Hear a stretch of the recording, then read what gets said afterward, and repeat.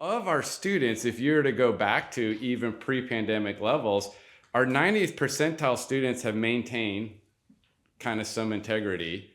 Even our 75%, that'd be the brown and kind of the black line. And then in the middle, the golden line is about the 50th percentile. But when you start talking about supporting our most struggling learners, our students in the lowest quartile, this is where we're still seeing some significant drops. And in fact, our lowest quartile students in fourth grade reading at a 149 is almost the lowest score you can get at 140. My question is, who's teaching those kids? Who's making sure they're getting access to a high quality teacher that's been trained in the science of reading? Are they getting a 90-minute uninterrupted reading block? How are we making sure they're getting access to high impact tutors? Those are some of the questions that we need to ask, because if you say, well, where do our top performers rank compared to our lowest performers? You can see even our top performers all the way on the top chart. If you looked at the yellow line of the 90th percentile, our highest performer students are still 3 points below the lowest, the national average. So even though they're not maintaining and showing learning loss, we're still below the national average. Our lowest performers, our lowest quartile, our bottom 10th percentile is 8 points behind the nation. This is why we've got to keep the conversations around access to high quality early learning, deploying the literacy coaches into our most struggling schools, making sure that every student has access to a high quality teacher and gets systematic, explicit instruction uninterrupted 5 days a week. So math has been quite a journey as well. And you can see, I say, draw that line. 2013, 2015, what were we testing students on? What information were we giving to schools? How were we supporting teachers? We started seeing a rapid decline, 5 points below the national average, all the way down to 7 where we maintain. There's a lot of reasons for that, which is why we spent a lot of time updating our ELA and math standards, especially in those primary grades. One of the biggest things that we accomplished through the math standards revision is we got rid of confusing math. What we've been doing in math, we have lost control, and we have got to go back to basics. We went from this kind of nuance where we expect students to learn and know their math facts to really focusing on conceptual understanding, which I'm not saying is a bad thing, because you have to know how the math concepts apply to real world problems so that you can apply math and use that in your everyday life. But what happened is we created standards and we really confused teachers and parents, because the math standards were built around strategies. And we were teaching kids that you have to only learn a strategy, not letting them choose the strategies that work best for them. So we would tell a first grader, solve 8 plus 3. A kid can say that's 11. Because they have procedural fluency and they can do mental math. But we would say, no. Using a thought bubble map, regroup 8 plus 3, see how many ones you have left over with how many 10s. And if the kid fills the strategy wrong and the thought bubble map wrong, we tell them they got the problem wrong. So we've made a big shift back to procedural fluency to make sure kids know their math facts. If you can't multiply in third grade without using a calculator, you're not going to be able to factor in pre-algebra. It's too much cognitive load. So our teachers are getting better informed to fix this practice so that we can lay down that foundation in our math years. One of the things that we did is that we created reading courses for struggling readers in middle school that could count for credit. We did that with Learns 2 years ago. We had not done that before as a state. We worked with the schools to identify programs, reading programs that were aligned with the science of reading, and supported them with that. And then we required the teachers that were going to teach those students to be trained and demonstrate proficiency in the science of reading. And we're seeing a little bit different result. Teacher quality matters. Instructional materials matter. You can see this is one of the areas where if you look at our 90th percentile student, our 10th percentile student is performing higher than the nation's. It's the only category.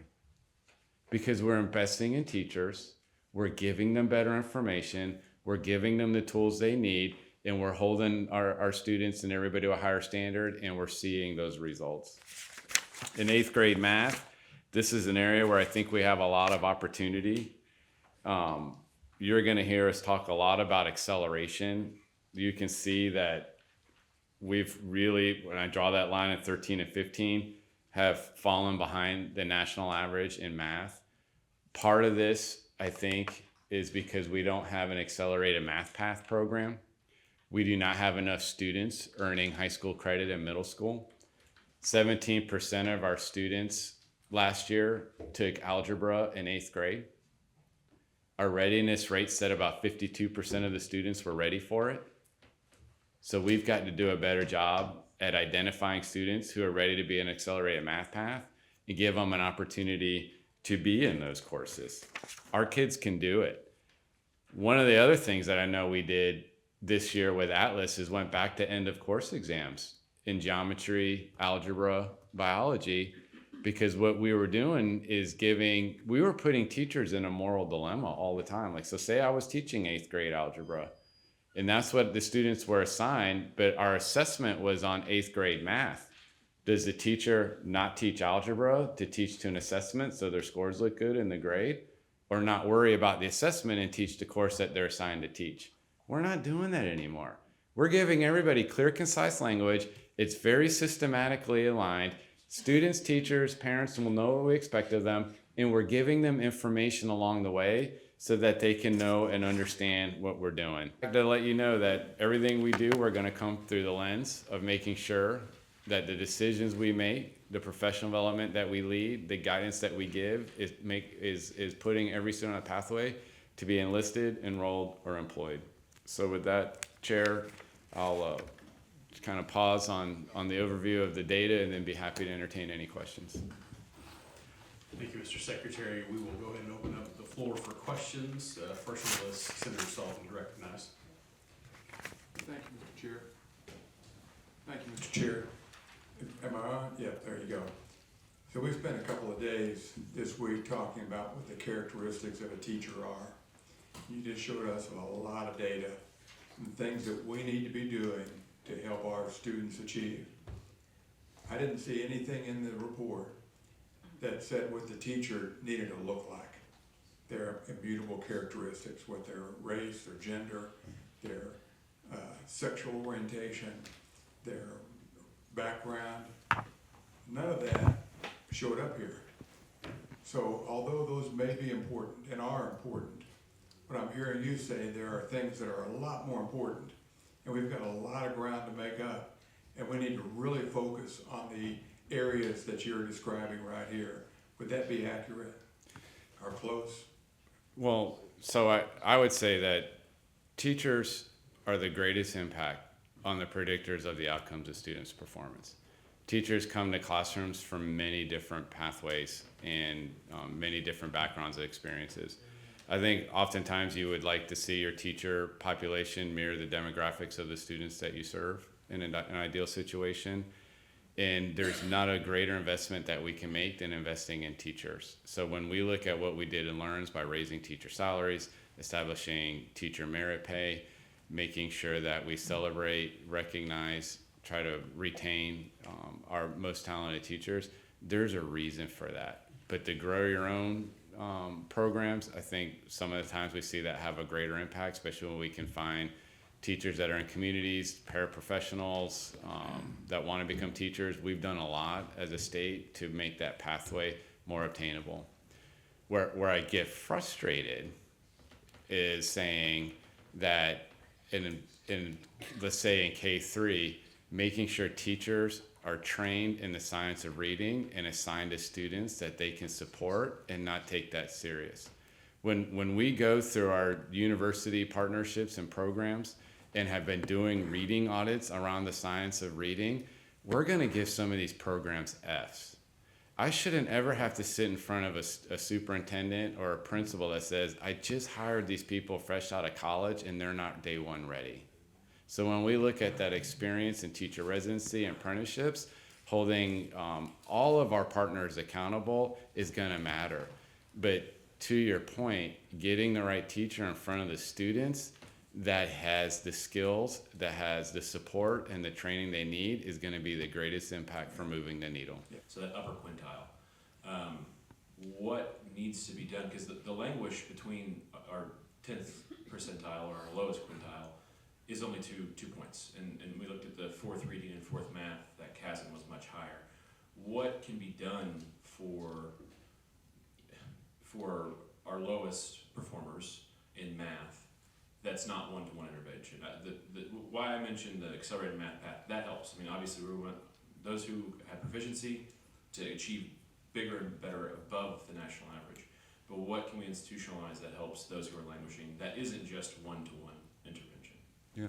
So great question. And when you look at that math path, which is why this state, I think, gave us the right support to establish that unified coordinated progress monitoring system.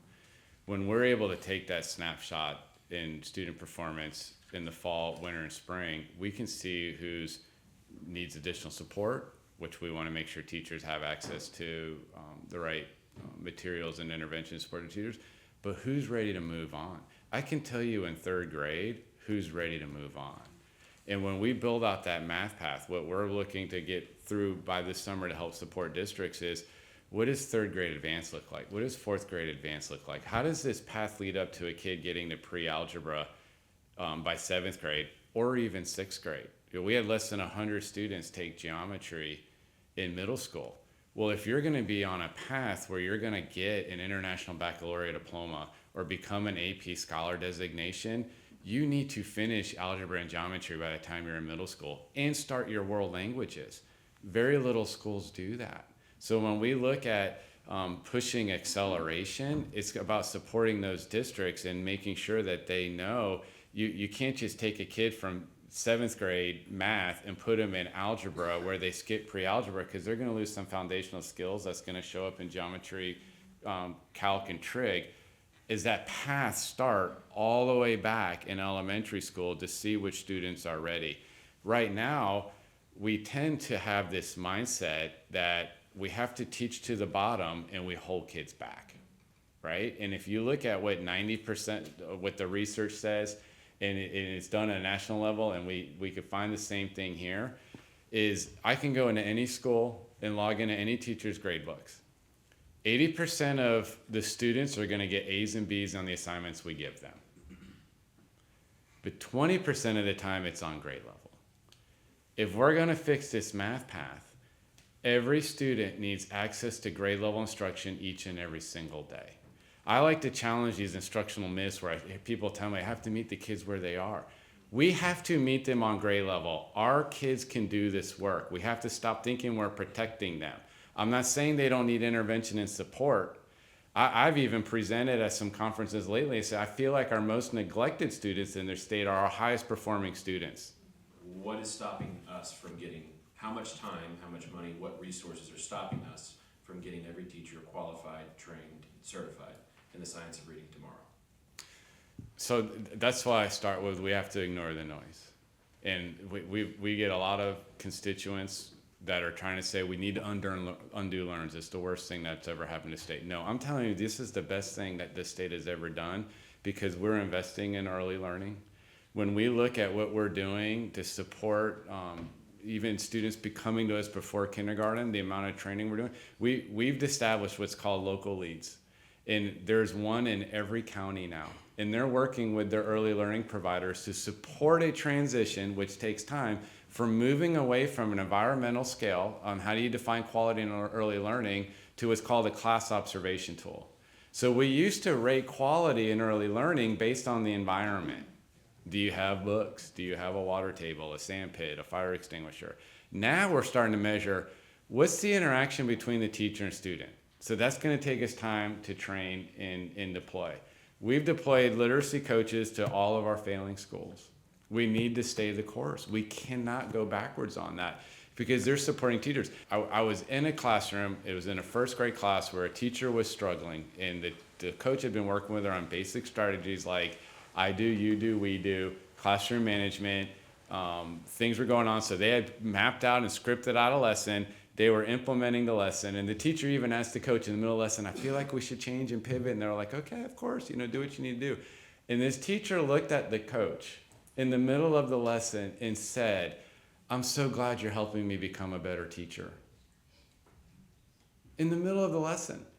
And then we sat down and debriefed, and the coach was giving feedback. The teacher was eating it up. I asked that teacher, I said, how long have you been a teacher? She said, 10 years. 10 years she's been begging to become a better teacher, and nobody was giving her help. What is that, 200 kids that she impacted? So we've got to stay the course. Does it take time? Yes. We're going to see rapid improvements because we had to build a system that took us about 2 years. New standards, high quality instructional materials, professional development, and the assessment system that we have now rolled out. We're now going to be able to pull real-time information on data and identify at a quicker pace that we've ever been as a state to figure out which schools and districts need additional supports. How do we organize support the district? How do we support co-ops? How do we make sure that they're aligned? When do we arrive? I don't think we ever arrive. We're always going to be trying to get better. But we have to maintain this momentum and focus, or even double down on these foundational literacy skills. It's very important that our students have highly qualified teachers, and we don't want to flood them with, as you stated earlier, kids who are straight out of college. So the concern is getting teachers with those years of experience who already have the science of reasoning training in front of our students, and also those literacy coaches who can make sure they're enhancing those teaching abilities. Yeah, and honestly, and this is why I came here to just have honest conversations, I think a lot of those teachers already exist in school districts or in co-ops. My question is, why aren't they working with students? So I actually pulled some data, because I love data. And I like to go to pre-COVID levels. And as a state, the number of people that worked in education in 2019 was just over 77,000. And that means that you were coded as a teacher, a principal, a bus driver, a parapro, it doesn't matter. We had that many people working in education. And we had almost 500,000 students. In 22, when we last pulled this, we actually went down a little bit in students. We're about 493,000. So we're down about just over 2,000 students as a state. But since pre-COVID to now, we added 1,489 district administrators. The allocations are there. I can't make the decision for every single district and every single board. They need to figure out what these people are doing and get them in front of students. So I'd love the opportunity to hear more about your plans, or the ADE's plans on what can we resolve this session and the immediate future in front of us to help improve these scores. Yeah, so I think there's opportunity to look at teacher licensures. That's kind of the first thing that comes to mind. But part of some of what we heard Governor Sanders talk about in her State of the State is looking at supporting higher ed and making sure that we're producing better quality candidates to come into our classrooms, and building out accelerated opportunities for our students so that they can see themselves be successful.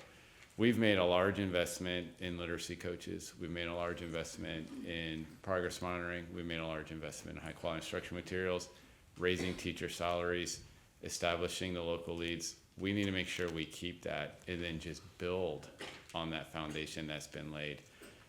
I think as we look at some of the practices that we have in this state, and I'm coming from this lens of I'm done with waivers. Either these laws are good laws and these rules are good rules, or we don't need them. I don't understand why we have over 8,000 current waivers in this state. If it's a bad law that needs to be waived, let's just get rid of that law. But when we start saying that going to school isn't important, being in front of a licensed teacher isn't important, I think there's things we need to do. And I get asked a lot, like, I heard you're going after 4 days a week. What I want to make sure we establish is kids get access to 178 days of school. And if you want to go 4 days a week, you still have to go to 178 days of school. You may have to add some more weeks. But we have districts in this state that kids are in front of teachers 152 days. I don't understand how we allow it. In fact, I pulled a RAND report that talks about the 4-day school week. And this is a quote. It says math and reading, because this is what all these superintendents keep telling me. Well, our data is not that bad, and attendance is better, and teachers are happier. Math and reading didn't fall when they switched, but they didn't grow. The students didn't grow at the pace of other schools. So the students may still be learning, and achievement may not show up as losses overnight, but they're not learning as much as they're learning in schools that go 5 days a week. Students fall behind little by little. After 8 years, the gap was roughly equivalent to the achievement losses that schools saw during the pandemic. After 8 years on a 4-day schedule, that equates to learning loss that we saw in the pandemic. Nobody sitting in this delegation would argue with me that closing schools in the pandemic was the smartest thing we've ever done. Amen. But we allow this. So where am I coming from? If we need to update our rules and our regs and our statutes that's good for students, then we're going to have a great session. If we're coming to the table with noise that's not aligned with these priorities, then I worry that we may be making decisions that will be a detriment to the schools.